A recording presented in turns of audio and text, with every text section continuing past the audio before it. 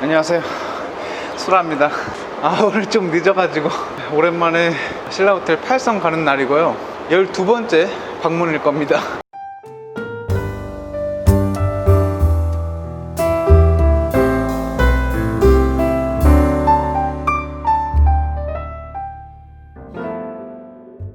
오늘은 오랜만에 다시 그 가을 코스가 나왔어요. 9월달부터 10월 10일까지 하는 가을 코스가 나왔는데, 가을에는 이제 버섯을 이용한 코스 요리가 될 것 같습니다. 제가 처음에 여기 왔을 때도 버섯이 들어간 그 메뉴 위주로 된 코스를 먹었었는데, 아무래도 1년이 지나다 보니까 그렇게 다시 버섯으로 돌아온 것 같습니다. 작년에 먹었을 때는 코스가 버스 있는데 겨우 버스 잡고 올라왔네. 송이버섯 전체로 시작하는 거는 이번에도 똑같고요.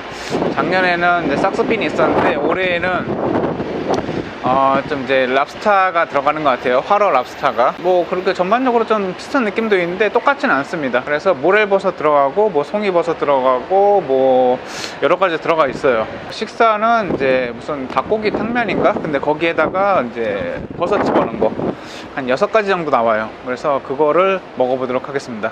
8선으로 가보도록 하겠습니다. 늘 맛있게 먹고 있는 8선의 반찬 삼형제입니다.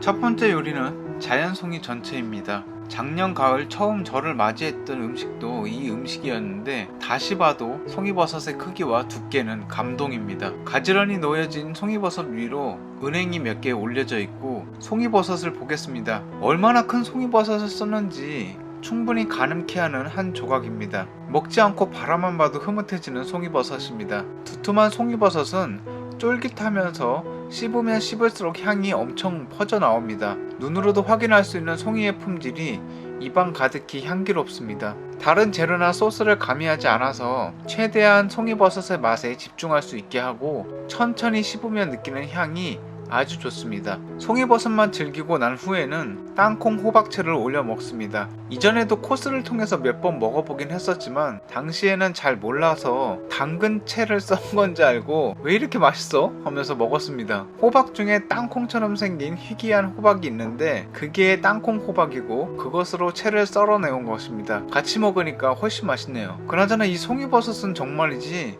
첫 요리부터 상당한 가성비를 자랑합니다. 송이버섯을 젓가락으로 나눠 보겠습니다. 힘이 들어가자마자 한 번에 힘있게 갈라지네요. 확실히 버섯 자체가 좋아 보입니다. 단품 메뉴로는 없지만 매년 가을마다 코스에서만 느낄 수 있는 송이버섯 전체는 정말 괜찮은 메뉴라고 생각합니다.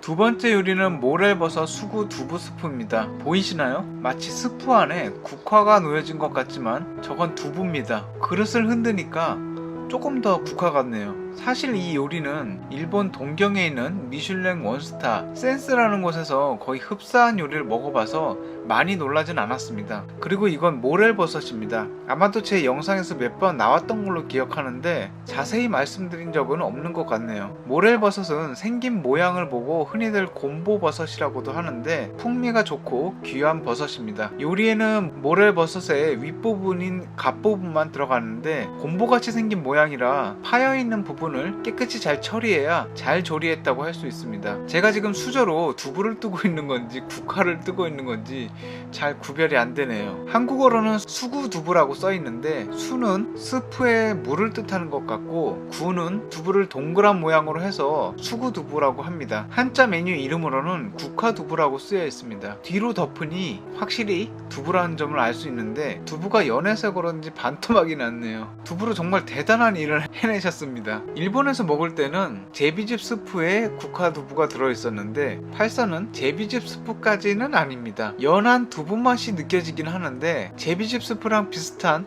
연하고 순한 맛은 납니다. 두부 맛은 어떠냐고요? 입에 넣는 순간 사라집니다. 연두부 같진 않은데 입에 넣으면 그냥 스프만 마시는 느낌이라고 할까요? 입안에서 마술이 펼쳐지고 있습니다. 근처에서 같은 코스를 주문하시는 분들도 이 두부 요리에 감탄하는 분들이 많았습니다.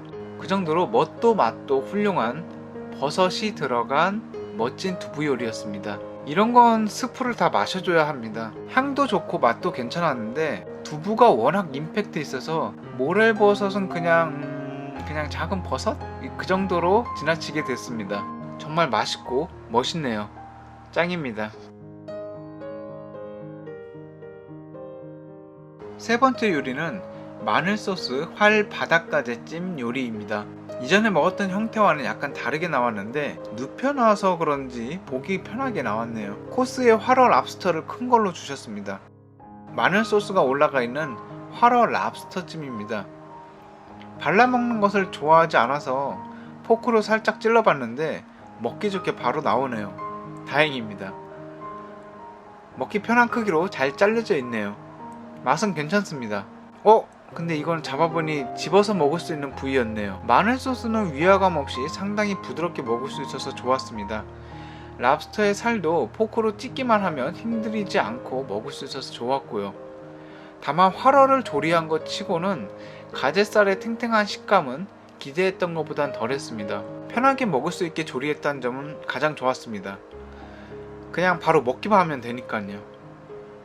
랍스터 전체 크기에 매료돼서 그런지 아랫부분은 맛있게 먹었었는데 윗부분은 살이 별로 없었습니다. 어쩌면 제가 발라먹는 걸 두려워했을지도 모르겠네요. 뭔가 뜯으면 뜯길 것 같긴 한데 랍스터를 많이 안 먹어봐서 그런지 그냥 슬쩍 들쳐만 보고 내려놨습니다.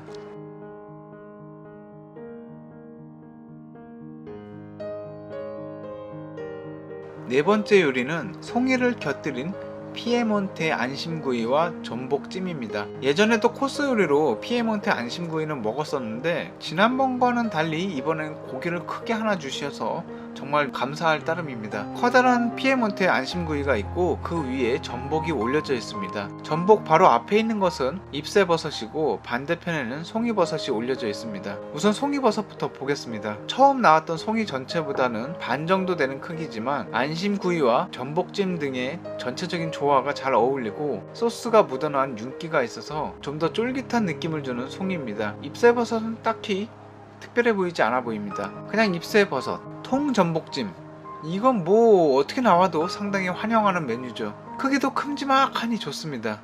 중식을 본격적으로 먹게 되면서 전복 참 많이 먹게 되는 것 같습니다. 전복의 단면입니다. 두툼한 게 아주 마음에 드네요. 일반 전복보다 훨씬 전복살의 밀도가 높아서 아주 쫄깃합니다. 크기도 좋고 식감도 너무 좋네요. 전체 소스와의 조화는 보통입니다. 이 메뉴에 나온 소스는 좀 강했습니다. 안심구이에는 최적화된 느낌이었지만 소스 간은 너무 세서 다른 재료들과의 조화는 그렇게 좋은 편은 아니었습니다. 전복은 보통, 송이버섯에는 신경 쓰일 정도, 잎새버섯은 먹기 불편했을 정도입니다. 그래서 반찬 겁나 먹었습니다. 한 번 먹고 짜차이 한 입, 절임무 2개. 양이 적어서 입맛에 안 맞아도 잎새버섯은 먹긴 먹었었는데 저에게는 너무 강하고 짠맛이어서 고통스러웠습니다. 송이버섯은 그냥 참을만 했습니다. 근데 그 소스가 안심구이에는 너무 잘 맞았습니다. 예전에 먹었을 때는 커팅된 고기 몇 점이라서 그거 회상하고 있었는데 이렇게 고기 한 덩어리를 주시다니 너무 감사할 뿐입니다. 고기 두께도 아주 마음에 들었습니다. 이렇게 고기만 바라보면 중식이 아닌 양식을 먹는 느낌이네요. 스테이키를 썰어줘야겠습니다. 이 순간만은 정말 행복한 순간입니다. 썰은 고기 단면입니다. 먹기 좋게 잘 구워졌네요. 근데 이게 실제로 먹어보면 다른 곳보다 훨씬 더 맛있게 잘 구웠습니다. 겉은 적당히 굽고 안은 약간 핏기가 돌게끔 되어 있어서 부드럽게 잘 씹히는 느낌도 있지만 다른 곳보다 조금 더 단백질을 채워준다는 느낌? 고기가 더 밀도 있게 살코기로 구성된 느낌이라 너무 맛있었습니다. 정말 제대로 된 안심구이를 먹고 있다는 느낌이라고 할까요? 잎새버섯 때문에 오만상을 다 쓰고 있었는데 안심구이로 역전됐습니다. 이거 정말 맛있네요. 소스와도 아주 잘 어울리고요. 다시 미소를 되찾았습니다.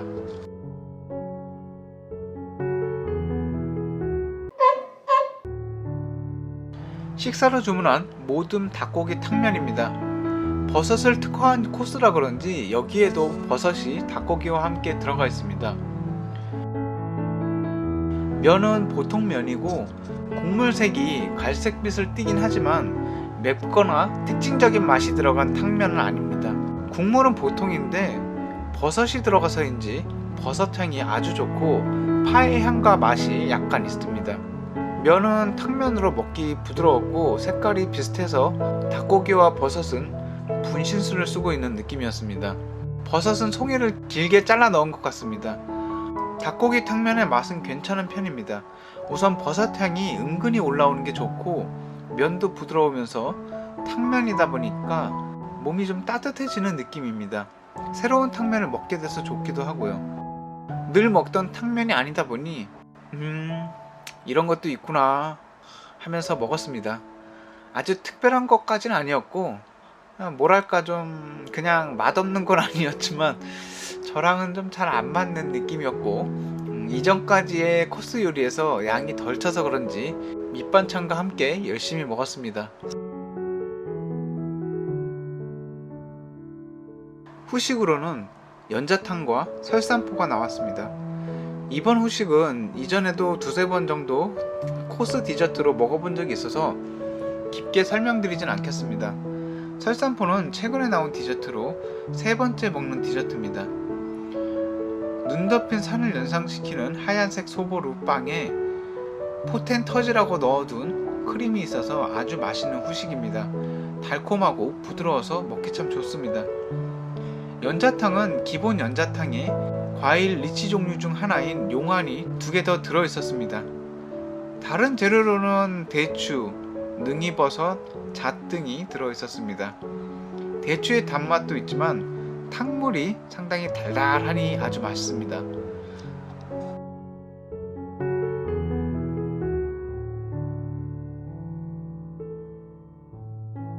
오늘도 잘 먹었습니다. 감사합니다.